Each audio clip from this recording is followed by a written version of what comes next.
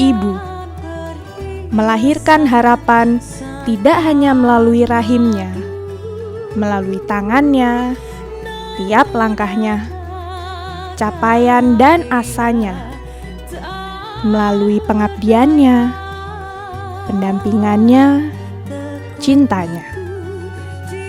Perjuangan kemerdekaan bangsa Indonesia mungkin sudah berpuncak 77 tahun silam. Namun, perempuan Indonesia tidak pernah berhenti berjuang. Memang, bukan lagi soal fisik dan bambu runcing. Namun, bagaimana tiap insannya bisa mengaktualisasi diri dan perannya. Soal bagaimana perempuan mau keluar rumah, ikut melangkah di tengah masyarakat, menembus stigma demi keluarga, bangsa, dan negara. Diciptakan alam pria dan wanita, dua makhluk dalam asuhan. Selamat pagi, Ibu. Sehat? Sehat. Alhamdulillah. Halo teman-teman BKN semuanya. Pagi ini saya bertemu dengan Ibu Fetty, CEO dari PT Sarinah Persero dalam episode Para Puan Indonesia. Bu, ini kan kita sudah berdiri di salah satu ikon Sarinah, reliefnya Sarinah. Yang dulu sempat menuai pro kontra karena sempat ditutup ya Bu, katanya relief Sarinah ini ya Bu ya. Tuh. Boleh diceritakan nggak sih Bu, kenapa sih kok reliefnya tuh bisa ditutup? Jadi pada saat relief ini berdiri, dibangun di tahun 62, kemudian sempat memang di sini tempatnya dibuka untuk umum sampai kira-kira di awal 70-an terjadi renovasi, terjadi layout, sehingga relief ini ditutup. Nah, pada saat kami melakukan transformasi 2 tahun yang lalu, ini dibuka kembali dan bahkan memang ini menjadi ikonnya Sarinah, di mana setiap orang yang hadir ke Sarinah mampir di sini, foto-foto di sini, dan ini juga menjadi spirit atau semboyan Sarinah dalam melakukan kegiatannya, yang di mana Sarinah menumbuh kembangkan keunggulan UMKM nasional. Nah, di sini kalau Mbak lihat relief ini mencerminkan kehidupan masyarakat Indonesia pada saat itu, di mana kehidupan mereka sebagai petani, sebagai nelayan, sebagai penjual, ini mendukung ekonomi kerakyatan. Sehingga pada saat itu Bung Karno mempunyai gagasan yang sangat visioner, membuat retail modern pertama di Indonesia yaitu Sarinah, yang mendukung kegiatan ekonomi kerakyatan dengan menjual produk-produk lokal. Sehingga sampai saat ini itu yang dijadikan visi Sarinah, di mana Sarinah berdiri di sini untuk mendukung UMKM dan juga meningkatkan keunggulan UMKM Indonesia sehingga mereka bisa bersaing di mancanegara dan juga bisa menjadi penggerak ekonomi Indonesia.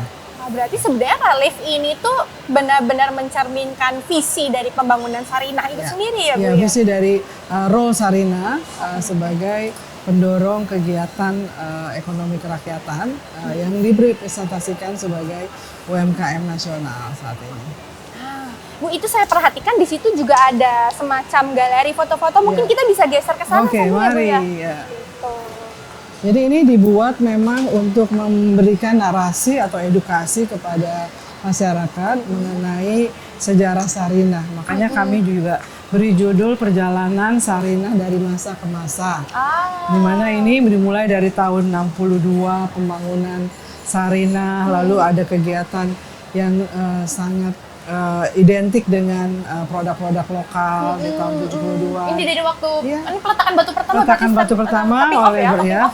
oleh Bung Karno, sampai ada pameran barang dagang antar negara. Di sini contohnya ada Korea Merchandise Exhibition tahun 80-an sudah dilakukan di Sarinah, dan kemudian berkembang menjadi pusat belanja yang lebih modern.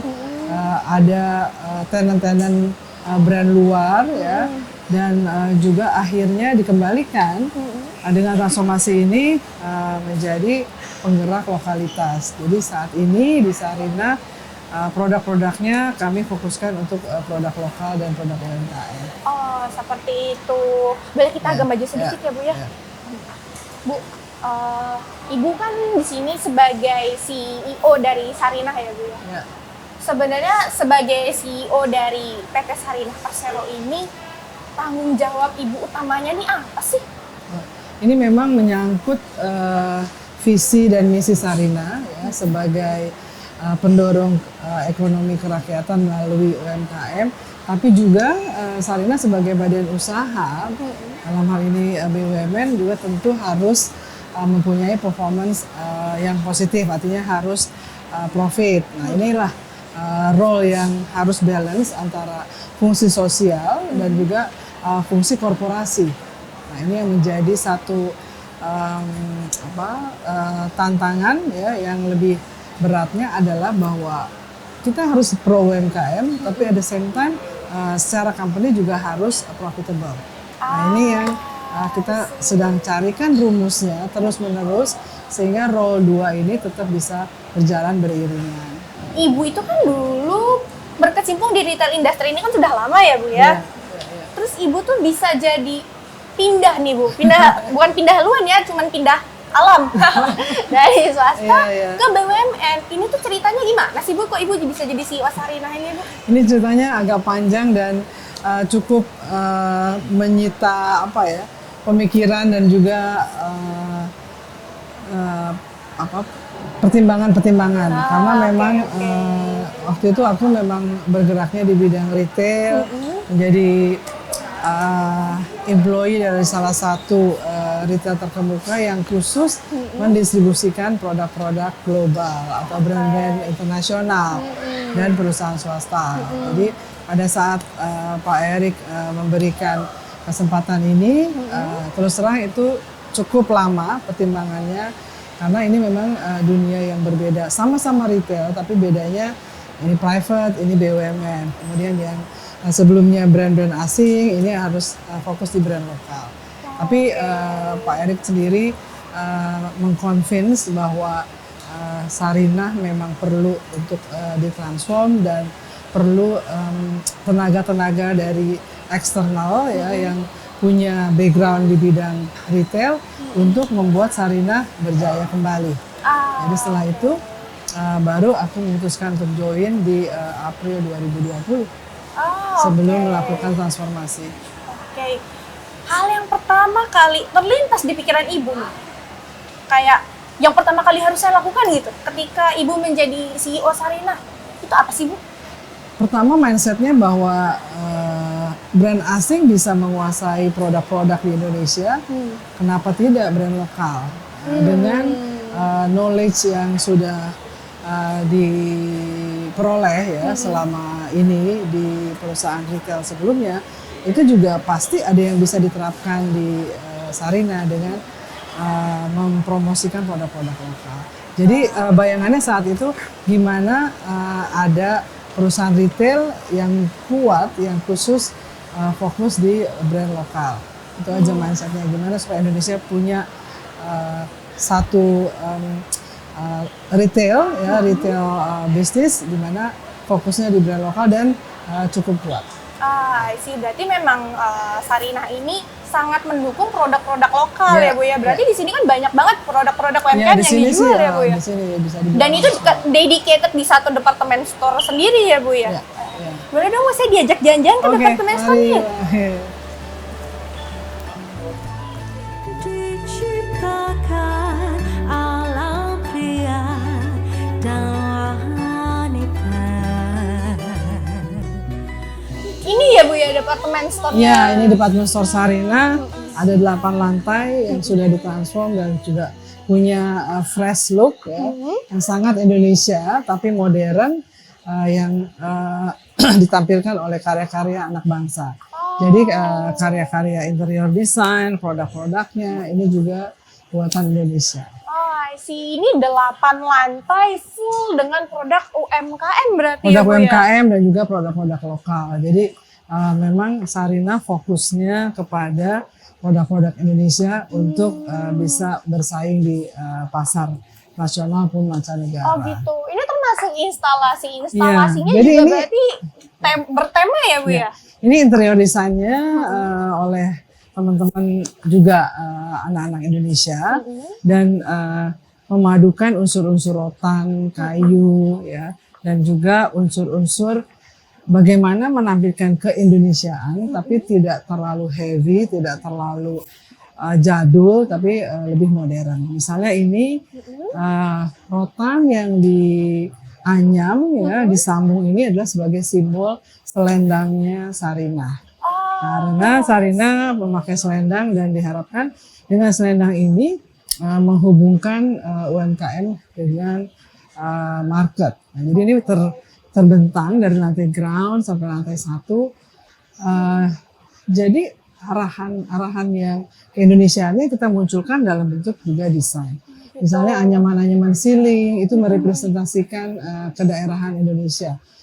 Provinsi-provinsi juga diterapkan. Misalnya ini ada rumah-rumah Ini ada gebyoknya juga ya Bu ya? gebyok, ada rumah adat juga divisualisasikan dalam interior design di sini. Oke, iya Bu, kalau saya perhatikan ini ada tas, ada Ya. baju, Ya. bahkan ada produk-produk lain kayak kria-kria Ya, gitu juga ada ya Bu ya? Betul. Nah ini dari Sarinah yang menjemput brandnya ke daerahnya, atau sebenarnya ada mekanisme apa yang bisa dilakukan oleh UMKM untuk bisa display produknya di Sarinah? Produk-produk ini melalui proses kurasi. Jadi Oke. tadi yang Mbak bilang dijemput atau datang sendiri, ini dua-duanya. Oke. Jadi ada mereka yang mendaftar ke Sarinah, ada juga Sarinah yang menjemput mereka untuk bisa hadir di Sarinah. Karena kami mau menampilkan karya-karya dari yang UMKM pemula sampai UMKM senior, bahkan sampai desainer-desainer senior yang ada di sini. Misalnya ada Edward Huta Barat. Ini beliau bisa mensupport Sarinah dengan karya-karyanya yang luar biasa. Nah, kemudian juga ada area-area wastra. Dan ini semua kita buat sedemikian rupa sehingga ini jadi lantai premium yang bisa merepresentasikan Indonesia. Jadi kalau misalnya mereka mau tahu di mana sih cari produk-produk unggulan Indonesia, ya udah ke Sarinah aja. Dan ini produk-produknya kita display. Ini misalnya area shoes ya. Ini semuanya Oh, iya, ini lokal. Ada Dan yang bahkan dari kain-kain juga ya? iya dari wastra, bahkan produk-produk mereka banyak yang belum dijual di Indonesia, hanya Oh gitu. di luar negeri. Tapi dengan Sarinah mereka mau join di Sarinah dan mau support Sarinah. Oh Nah, gitu. seperti itu. Jadi memang kita coba kumpulkan semuanya dalam satu wadah yang merepresentasikan Indonesia, bahwa Indonesia ini punya produk-produk unggulan. Nah, kalau misalkan bisnis retail industri ini kan sebenarnya bisnis yang cukup rapid ya Bu ya. Progresnya itu cepat sekali gitu. Nah, Dinamis tempatnya. ada nggak sih Bu kendala atau challenge yang Ibu hadapi ketika menakodai Sarinah ini, di mana sebenarnya produk-produknya itu produk-produk UMKM ya Bu ya, bukan apa ya, bukan yang sepopuler itu mungkin ya, apalagi di hadapan anak-anak muda. Ya, Kita ya. itu jujur-jujuran aja ya Bu ya, gitu kan. Betul, Sebenarnya, betul. nah, strategi Ibu untuk menghadapi isu tersebut apa Bu kalau menurut saya? Kalau kita bicara produk lokal, produk UMKM ini memang masih banyak sekali PR-nya ya. Pertama soal branding, bagaimana brand UMKM ini bisa diminati oleh semua kalangan masyarakat Indonesia. Tadi Mbak sampaikan ini anak muda, gimana cara menyaringnya? Nah, tapi kita memang harus kombinasikan Sarinah tidak hanya menjual produk, tapi juga menjadi fungsi-fungsi lain. Nah, kalau biasanya kita buat Sarinah ini sebagai community mall, ya, ini community mall pertama di Indonesia yang memang didrive oleh komunitas, di mana Sarinah menyiapkan 5 ruang, ruang belanja satu pasti, karena memang dari dulunya juga memang Tosurba ya, jadi ruang belanja. Ya. Kedua ruang sosial, nah ini Mbak kan lihat banyak performance di sini, tempat hangout lah intinya. Iya, saya perhatikan ya. juga ada nobar Ada juga nobar, ya Bu ya. bola, ada band, ada traditional dance, talk show. Jadi ini ya tempat ruang sosial. Kemudian yang ketiga jadi ruang budaya. Nah ini yang penting, bagaimana Indonesia bisa punya satu tempat menjadi sourcing, menjadi referensi untuk budaya-budaya Indonesia. Nah, kemudian yang keempat, ruang digital, karena ini Sarinah di era digital juga harus berpartisipasi ya dengan digitalisasi bisnis. Dan yang kelima, ruang gaya. Ruang gaya menjadi ruang di mana mereka bisa bergaya ya, yang mau foto-foto, ini ya yang Bu ya, mau apa gambar, OOTD ya Bu ya. OOTD, yang mau konten ya. Jadi ini menjadi ruang gaya. Nah, dari 5 ruang ini diharapkan Sarinah bisa menjadi destination. Nah, destinasi wajib kunjung bagi masyarakat baik di dalam negeri maupun mancanegara. Kami ada kerjasama dengan travel dan Kementerian Pariwisata. Bagaimana semua turis wajib kunjung ke Sarinah. Oh gitu. Ya, jadi dijadikan ikon ya Bu ya. Dijadikan tempat wajib kunjung, sama kayak kita kalau ke luar negeri pasti dibawa ke daerah tertentu atau toko tertentu disuruh belanja. Nah, ini pun begitu. Bagaimana dia turis-turis secara bergrup datang ke sini untuk menikmati produk Indonesia dan berbelanja. Oh gitu. Nah, Bu, dulu tuh saya tuh pernah denger ya Bu, kayak ada beberapa netizen ya saya Bu ya, itu komen, aku datang ke Sarinah malah nggak bisa beli apa-apa, barang-barangnya kemahalan, high end banget, kayak gitu-gitu. Ibu tanggapannya terkait kali itu kayak gimana sih? Ya, memang Sarinah ini bisa menjadi destination dengan menyediakan berbagai macam produk. Dari range yang tadi Mbak bilang high end sampai range yang paling murah pun ada. Jadi kalau sebenarnya range-nya banyak ya Bu ya? Kalau range harga di sini mulai dari Rp2.000 sampai yang 100 juta juga ada. Oh gitu. Tapi memang kita harus buat pembagian zoningnya sedemikian rupa sehingga customer journey-nya itu menjadi customer journey yang menyenangkan. Misalnya di ground floor, ini memang zonanya premium. Zonanya produk-produk unggulan, produk-produk legend yang buatnya juga bertahun-tahun, yang menurut Pak Presiden Jokowi juga jangan dijual murah. Kalau barang Indonesia yang premium, yang buatnya juga sangat pelik, ya harus dihargai dan diapresiasi dengan harga yang premium juga. Tapi kalau kita naik ke lantai 1, lantai 2 itu banyak produk-produk yang harganya di bawah 500.000. Sepatu-sepatu di bawah 1 juta. Bahkan sampai makanan, minuman, ya snack-snack itu dari mulai harga 2.000. Jadi kalau kesan di Sarinah mahal-mahal itu mungkin kita harus coba klarifikasi bahwa yang mahal ada, yang reasonable juga ada, bahkan yang sangat murah meriah pun juga ada. Barangkali mungkin yang komen itu mereka lihatnya di bawah, nggak habis seperjanjian itu, ke atas ya Bu ke ya? atas, iya. Oh gitu. Iya. Karena memang tadi fungsi Sarinah adalah sebagai showcase produk-produk unggulan Indonesia. Jadi lantai dasar ini memang lantainya showcase excellent produk Indonesia. Makanya lantai dasar paling ini depan ditunjukkan gitu ya, paling Bu? bawah, paling bagus, paling premium, dan akhirnya mereka ini sebagai eye opener ya buat masyarakat bahwa produk Indonesia tuh bagus-bagus loh. Bahkan ini sangat menarik dan juga sangat mahal karena memang produk tersebut pembuatannya juga cukup pelik ya. Misalnya dengan kayak tenun, dia buatnya juga 6 bulan, ada batik yang dibuat 1 tahun, dan itu pasti harganya premium karena labor saja 1 tahun udah berapa. Sulit ya Bu ya. Belum lagi tinggal tekniknya. Jadi memang ini yang kita harus terus edukasi kepada masyarakat bahwa produk Indonesia itu bisa mahal, bisa premium, dan juga bisa reasonable. Semuanya ada di Sarinah. Dan juga kalau misalnya kita mau melihat wastra-wastra Nusantara dari ujung ke ujung juga dari Sarinah juga udah ada semua ya Bu ya? Iya, ini ada keterwakilannya di Sarinah. Oke.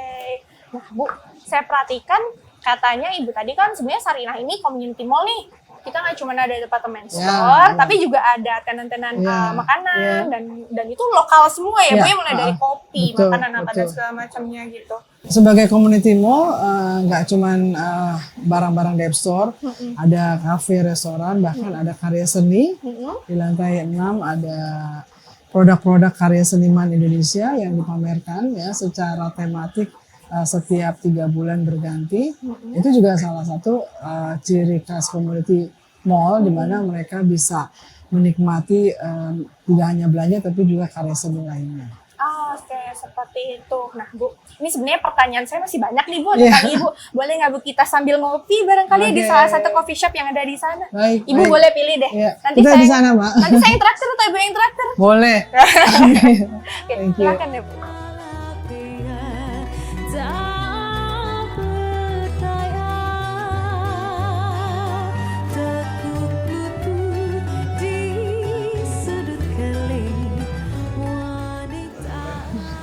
Iya, Bu, sambil nunggu kopi tadi yang kita udah pesan, kita sambil ngobrol aja, Bu. Sebenarnya saya tuh pengen tahu, Bu. Ibu kan sebagai salah satu pimpinan tinggi di salah satu BUMN di Sarinah ini ya. Ibu tuh juga punya, saya perhatikan tuh punya banyak kegiatan lain di selain jabatan Ibu ini. Itu bagaimana sih Ibu menyelaraskan bagi waktunya gitu, kalau boleh Baik, tahu? makasih Mbak Asti. Kalau aku memang dari muda ya, memang senangnya aktif di berbagai bidang, baik organisasi maupun juga full time job. Jadi itu terus ke bawah sampai sekarang. Nah sebenarnya bagi waktunya bisa-bisa aja kalau memang kita sudah niatkan untuk terjun juga di organisasi. Nah, saat ini aku sebagai Wakil Ketua Umum HIPindo, Himpunan Peritel dan Penyewa Pusat Belanja, dan juga Ketua Nasional CISV Non-Profit Organization. Jadi kita bagi waktunya biasanya during weekend ya atau after office hour gitu, meeting di sela-sela kesibukan pekerjaan. Dan ini sangat memberikan energi tambahan ya buat kita lebih balance dalam menjalankan kehidupan sehari-hari. Jadi ada energizer yang kita peroleh dari aktif di organisasi ini. Jadi makanya ini yang akhirnya bisa suplemen waktu yang kita luangkan untuk organisasi. Saya kepo deh, Bu. Ibu punya hobi nggak sih? Hobi ada, tapi memang dilakukannya tidak terlalu rutin ya. Sebenarnya hobi traveling, hobi gitu. barang-barang art and craft, kesenian Indonesia ini menjadi salah satu yang dilakukan sebelum-sebelumnya ya. Terakhir ini aja agak berkurang. Tapi kan justru Ibu bekerja di BUMN yang justru banyak berinteraksi dengan retail industry yang UMKM ini ya, Bu? Iya Ya? betul. Ya. Tapi so far Ibu happy nggak sih, Bu? Di Siwa Happy Sarinah? banget karena memang ternyata di sini banyak sekali insight-nya ya. Selain tentu kita membantu transformasi Sarinah sebagai program pemerintah, tapi juga ikut memberikan kesempatan kepada UMKM untuk berkembang dan juga menggaungkan produk lokal sehingga semuanya bisa berjalan bersama-sama dan akhirnya visi untuk menaik kelaskan UMKM ke mancanegara atau ke pasar internasional bisa perlahan-lahan dikonkretkan dengan kegiatan di Sarinah ini. I see. Selain dari aktif kegiatan organisasi, sebenarnya Ibu juga dulu lulusan dari luar negeri ya, Bu ya. Terus apa sih yang melatar belakangi keputusan Ibu untuk berkarir di dalam negeri? Kenapa nggak berkarir di luar aja? Secara kampus Ibu tuh ya kampus-kampus mentereng gitu loh. Jadi memang udah mindset dari kecil memang harus kembali ke tanah air. Jadi walaupun kita bisa menimba ilmu dimanapun atau traveling ke ujung dunia manapun, tapi untuk hidup dan berkarir memang aku prefer di dalam negeri. Itu pun juga yang aku terapkan ke anak-anak. Jadi mereka dari kecil sudah belajar ke luar negeri, tapi someday nanti mereka juga harus kembali ke Indonesia untuk berkarya dan berkarir di Indonesia. Jadi mau sejauh manapun itu tetap harus pulang lagi Iya. ke Indonesia gitu ya, Bu ya. Iya. Ibu kalau misalkan boleh tahu, figur keluarga yang paling mempengaruhi Ibu, yang paling berkesan, bermakna buat Ibu, yang paling bisa mengajarkan sesuatu gitu misalnya, siapa sih?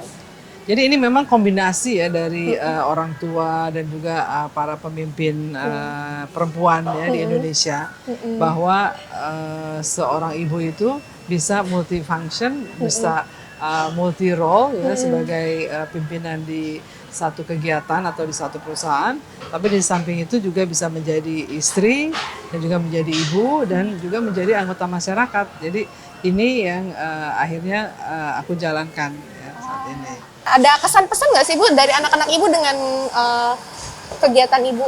Masih. Kasihan. Nah ini kalau anak-anak nih on and off, jadi tentu ada kalanya mereka protes ya, ada kalanya mereka sangat mendukung karena bangga juga bisa menjadi salah satu bagian dari satu pergerakan ini ya. Aku namakan Sarinah ini sebuah pergerakan, jadi mereka juga sangat mendukung. Tapi kalau lihat mamanya lagi capek, lagi stres, mereka juga tetap sempat protes. Ya udah nggak usah terlalu ngoyo gitu loh, harus ada waktu buat personal juga. Jadi, tapi pada dasarnya sih suami maupun anak-anak, orang tua juga sangat mendukung ya. Sangat suportif Iya. berarti ya Bu ya. Iya. Ya enak sekali. Enak sekali kalau misalkan seperti itu kan ya Bu. Iya. Berarti kan Ibu bisa lebih enjoy mungkin ya dari secara keluarga maupun Iya. dari berkarirnya juga. Tadi kan saya lihat banyak sekali ya sekarang tenannya Sarinah ini. Kalau misalkan dibilang Sarinah kembali berjaya, ini sesuai banget gitu kan. Sebenarnya kalau misalkan dari Ibu sendiri sebagai CEO ini punya visi tertentu nggak sih Sarinah ini mau Ibu bawa arahkan kemana gitu selama Ibu menjabat ini? Ya. Jadi ini memang sesuai juga dengan arahan dari pemerintah melalui Kementerian BUMN. Bagaimana Indonesia bisa punya satu nation brand, ya, brand yang skala nasional, yang bisa merepresentasikan Indonesia dengan baik. Nah, melalui Sarinah dengan produk-produk lokal dan keunggulan dari masing-masing karya yang ada di Indonesia, ini sangat baik sekali untuk dijadikan satu tools atau satu cara ya bagaimana Indonesia juga bisa naik kelas secara overall. Selain juga produk-produk lokal tersebut bisa lebih berkembang dan bisa lebih punya kesempatan ya, baik dari sisi pemasaran, dari sisi keuangan maupun juga dari sisi capacity building.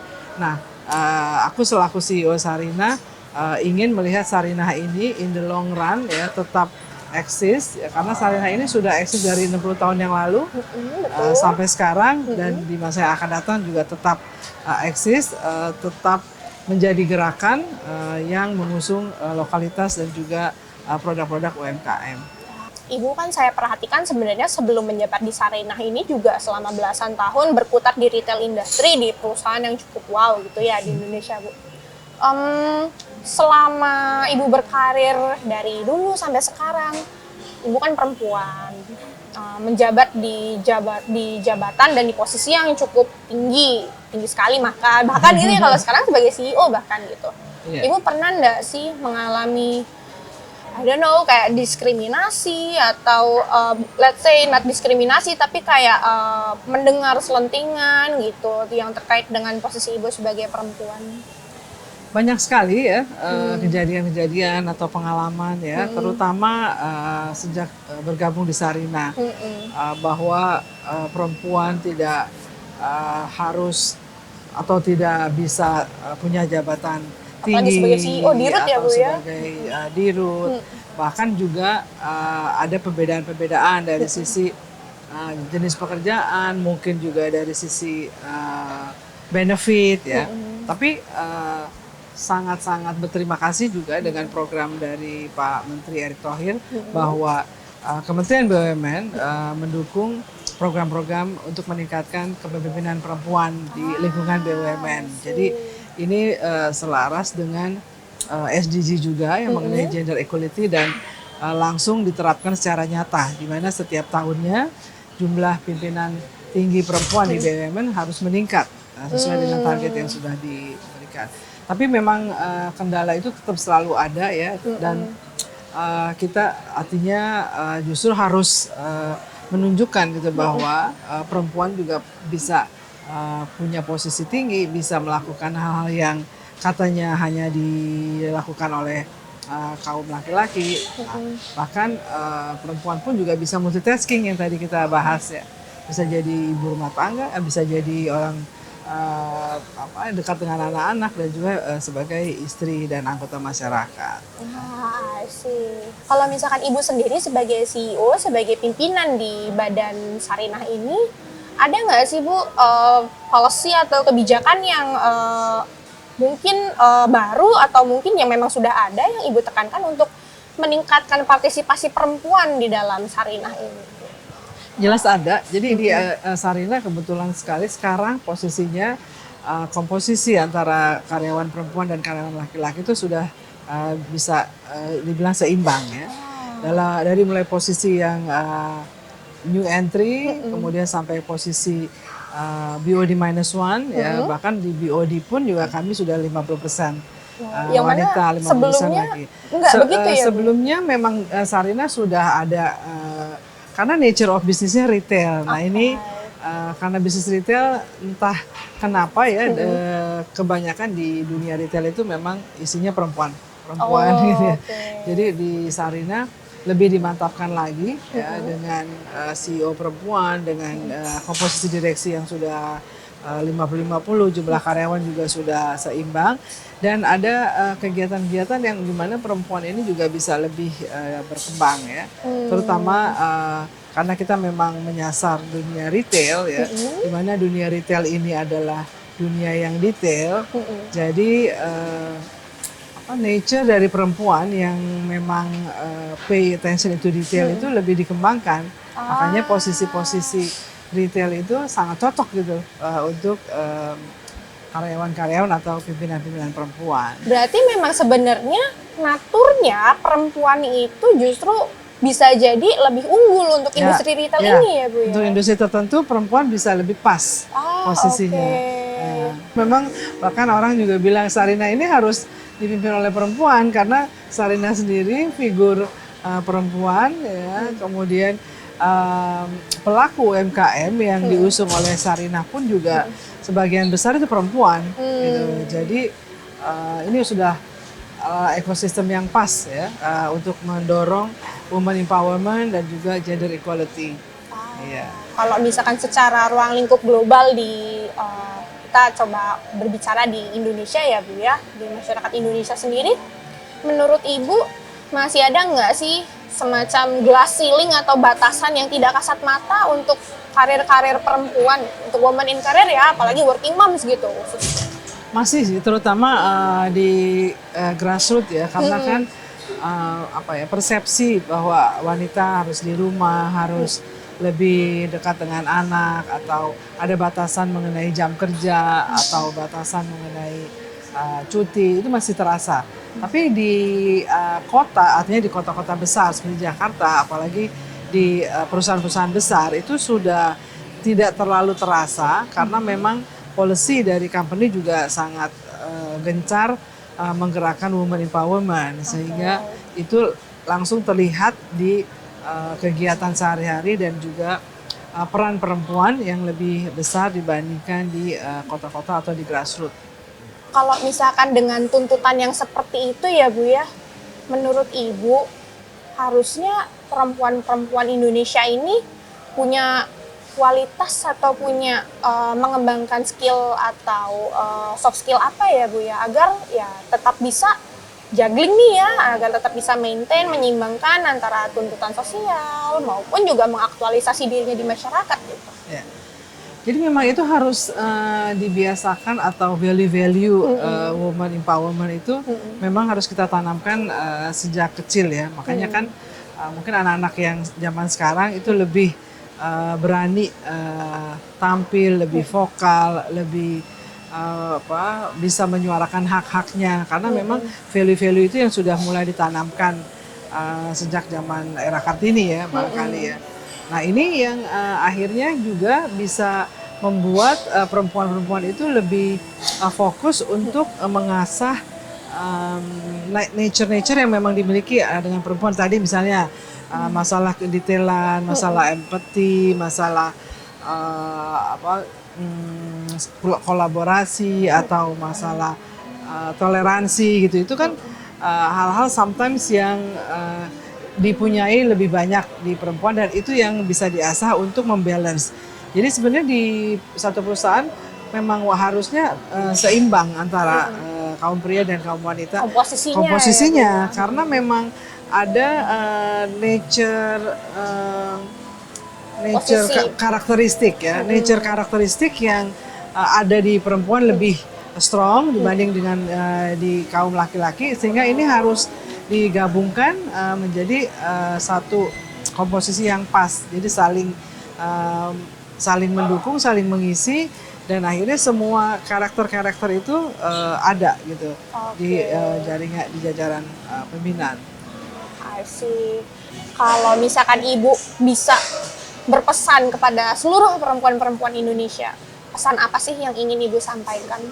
Sebagai perempuan kita harus yakin dan percaya diri bahwa kita diciptakan sebagai manusia yang sangat multitasking, ya, yang sangat bisa dibuat kontribusinya lebih besar, ya, baik di keluarga maupun di masyarakat maupun juga di perusahaan. Jadi confidence level itu harus tetap ditanamkan dan bersama-sama memperjuangkan hak-hak atau kemampuan-kemampuan yang dimiliki oleh perempuan. Berarti sebagai perempuan kita itu harus confident, percaya ya Bu ya sama kemampuan diri sendiri, yakin. Yang penting yakin. Biar kita juga bisa menyuarakan dan memperjuangkan posisi perempuan utamanya di dunia profesional. Jadi begitu ya Bu. Terima kasih banyak Bu Fetty untuk bincang-bincangnya hari ini. Terima kasih Mbak Esti. Ya, nanti kali lain kalau misalkan saya jalan-jalan ke Sarinah lagi main ke kantor Ibu boleh ya? Ya, kantor kami di atas, jadi silakan mampir dan terus meramaikan Sarinah. Terima kasih banyak Bu. Silakan diminum lagi Bu Kopi.